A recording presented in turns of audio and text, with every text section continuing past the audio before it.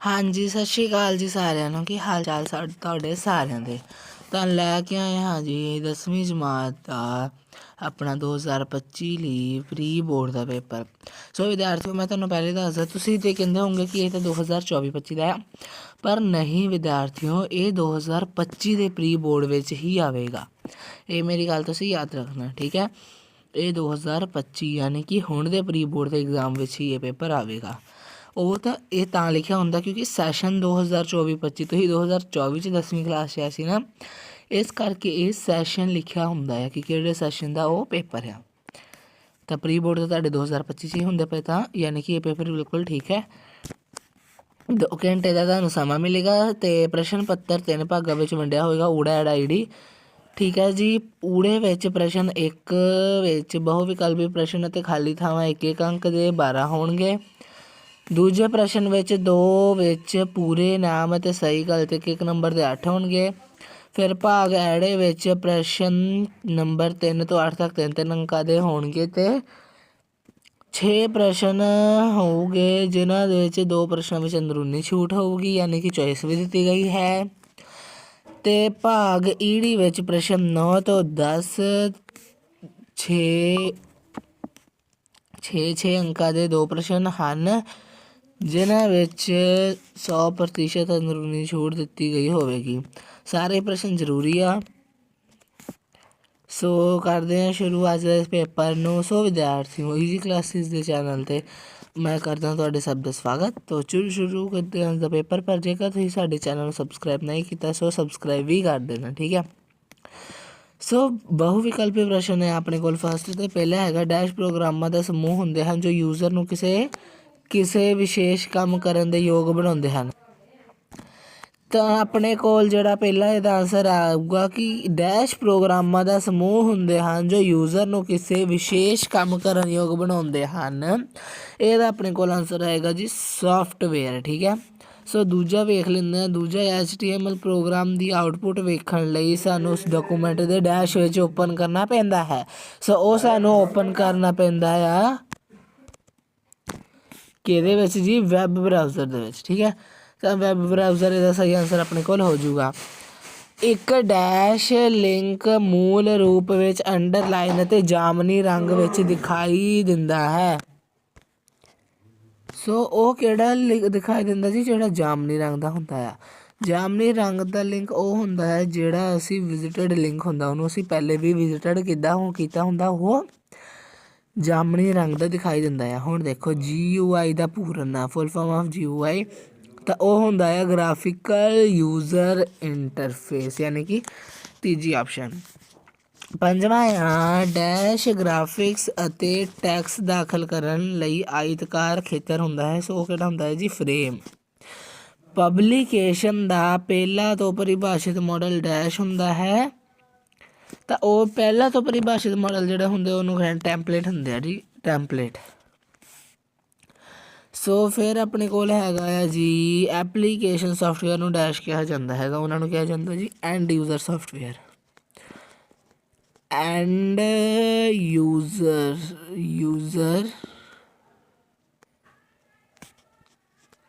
Application.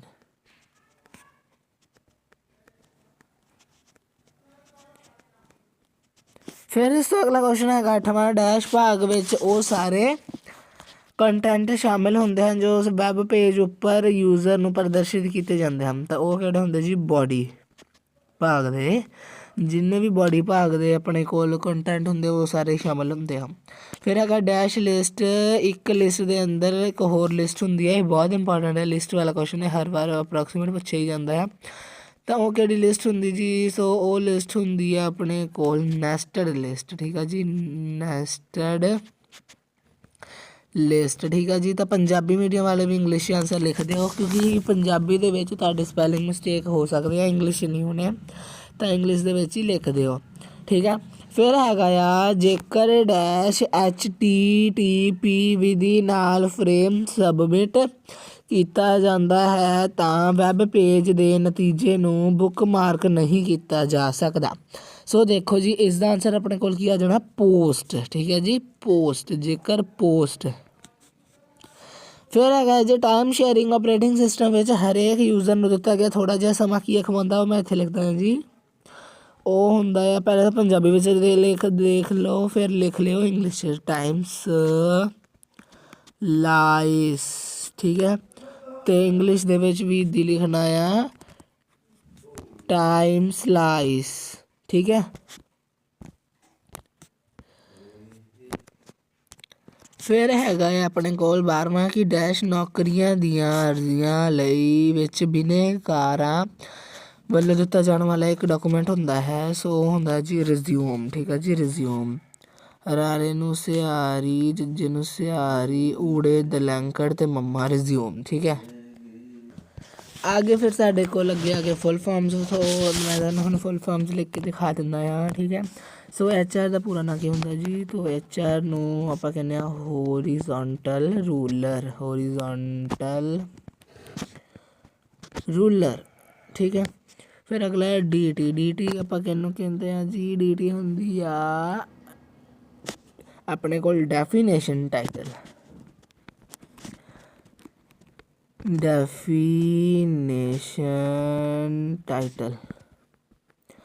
TITL, ਠੀਕ ਹੈ। ਫਿਰ ਅਗਰ TR ਦਾ ਪੂਰਾ ਨਾਂ, TR ਦਾ ਕੀ ਨਾਮ ਪੂਰਾ ਹੁੰਦਾ? ਟੇਬਲ ਰੋ। ਸੋ ਲਿਖਦੇ ਹਾਂ ਜੀ TR ਦਾ ਪੂਰਾ ਨਾਮ ਟੇਬਲ ਰੋ। ਮੇਰੀ ਤੁਸੀਂ ਇੱਕ ਗੱਲ ਯਾਦ ਰੱਖਣੀ ਕਿ ਤੁਸੀਂ ਜਿਹੜੀ ਫੁੱਲ ਫਾਰਮਸ ਆ ਪਹਿਲਾਂ ਪੰਜਾਬੀ ਮੀਡੀਅਮ ਵਾਲੇ ਹਨ, ਭਲਾ ਇੰਗਲਿਸ਼ ਮੀਡੀਅਮ ਵਾਲੇ ਹਨ, ਸਾਰਿਆਂ ਨੇ ਇੰਗਲਿਸ਼ ਦੇ ਵਿੱਚ ਹੀ ਫੁੱਲ ਫਾਰਮਸ ਨੂੰ ਲਿਖਣਾ ਹੈ। PNG ਦਾ ਪੂਰਾ ਨਾਂ ਪੋਰਟੇਬਲ ਨੈਟਵਰਕ ਗ੍ਰਾਫਿਕਸ। ਸੋ ਲਿਖ ਲਓ ਪੋਰਟੇਬਲ ਨੈਟਵਰਕ ਗ੍ਰਾਫਿਕਸ, ਠੀਕ ਹੈ। GRAPHICS, ਠੀਕ ਹੈ ਜੀ। ਫਿਰ DMP ਦਾ ਪੂਰਾ ਨਾਂ ਕੀ ਆ? ਡਾਟ ਮੈਟ੍ਰਿਕ ਪ੍ਰਿੰਟਰ, ਠੀਕ ਹੈ। ਡਾਟ ਮੈਟ੍ਰਿਕ ਅਤੇ ਪ੍ਰਿੰਟਰ ਡਨ। ਲਾਸਟ ਹੈਗਾ ਹੈ ਜੀ ਆਪਣੇ ਕੋਲ GIMP ਦਾ ਪੂਰਾ ਨਾਮ। ਤਾਂ ਇਹ ਜੀ ਤੋਂ ਆਪਣੇ ਕੋਲ ਹੈਗਾ ਆ GNU, ਠੀਕ ਹੈ। I ਦਾ ਹੈਗਾ ਆ ਇਮੇਜ, ਇਹ ਵਾਲੀ I ਦਾ ਮਤਲਬ ਆ ਇਮੇਜ। ਅਤੇ M ਦਾ ਹੈਗਾ ਮੈਨੂਪੂਲੇਸ਼ਨ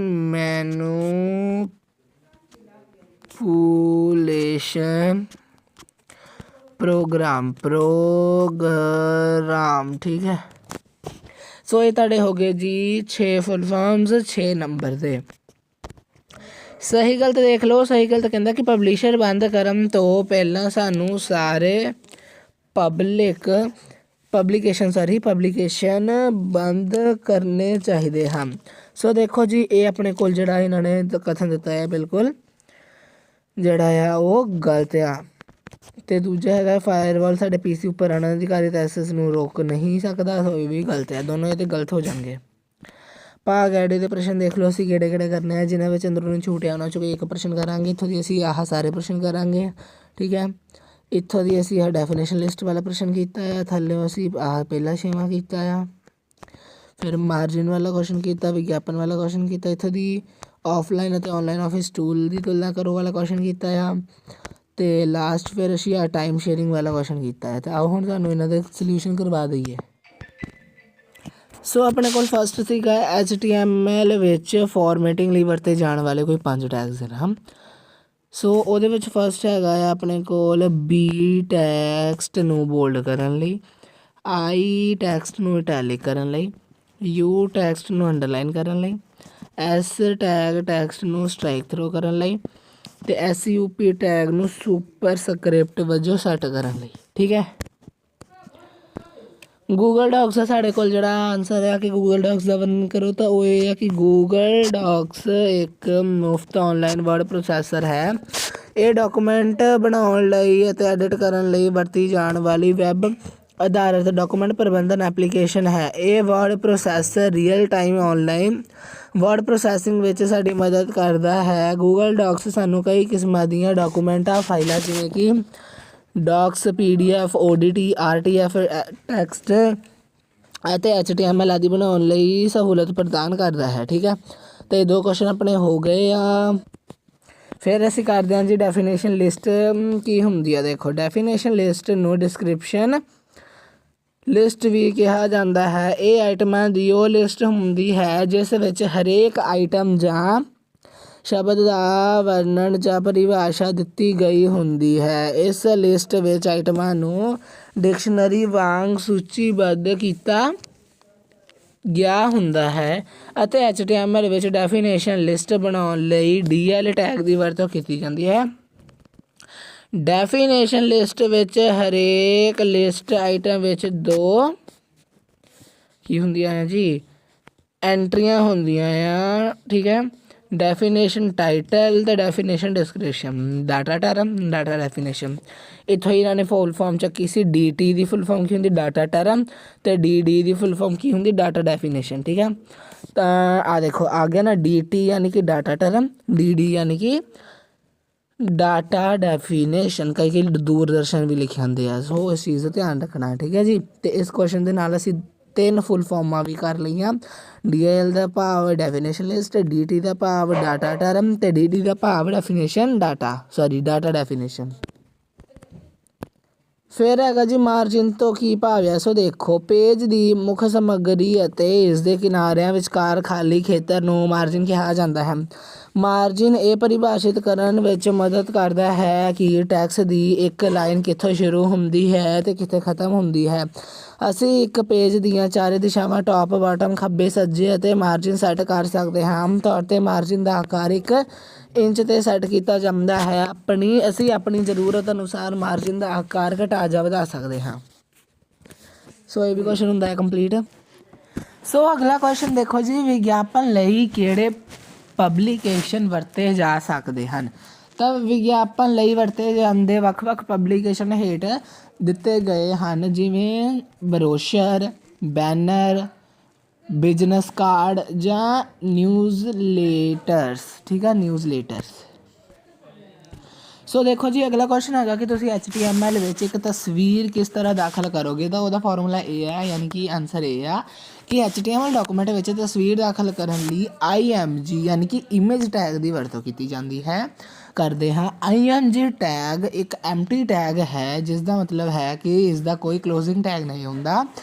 ਵੈਬ ਪੇਜ ਵਿੱਚ ਤਸਵੀਰ ਦਾਖਲ ਕਰਨ ਲਈ ਹੇਠ ਦਿੱਤੇ ਮੁੱਢਲੇ ਸਿੰਟੈਕਸ ਦੀ ਵਰਤੋਂ ਕੀਤੀ ਜਾਂਦੀ ਹੈ। ਠੀਕ ਹੈ ਜੀ, ਜਿਵੇਂ ਕਿ ਤੁਸੀਂ ਆ ਦੇਖ ਸਕਦੇ ਹੋ ਇਮੇਜ SRC ਬਰਾਬਰ ਇਮੇਜ URL। ਠੀਕ ਹੈ, ਫਿਰ ਹੈਗਾ ਆ ਕਿ ਇਸ ਵਿੱਚ SRC ਇਮੇਜ ਟੈਗ ਦਾ ਇੱਕ ਜ਼ਰੂਰੀ ਐਟਰੀਬਿਊਟ ਹੈ ਜਿਸ ਦਾ ਪੂਰਾ ਨਾਮ ਸੋਰਸ ਹੈ, ਯਾਨੀ ਕਿ SRC ਦਾ ਪੂਰਾ ਨਾਮ ਸੋਰਸ ਆ। ਇਹ ਐਟਰੀਬਿਊਟ ਵੈਬ ਪੇਜ ਵਿੱਚ